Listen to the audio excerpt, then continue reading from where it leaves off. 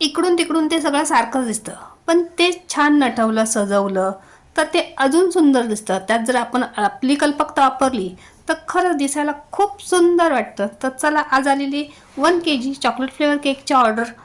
तर इथे आपण केक बनवायला घेतलेला आहे. केक बेस बघितला की असं वाटतं की अरे, सगळे केक बेस एकसारखेच वाटतात, मग ह्याच्यात सुंदरता काय? तर ज्यावेळेस आपण केक पूर्ण फायनल करतो आणि त्या केकची डिझाईन बघतो तेव्हा खरंच खूप सुंदर वाटतं. आणि त्यावेळेस असं वाटतं की खरंच हे आपण केलं आहे का? कारण खूप सुंदर सुंदर डिझाईन असतात. बऱ्याच जणांचे मी केकचे व्हिडिओ बघते, खूप छान छान डिझाईन असतात.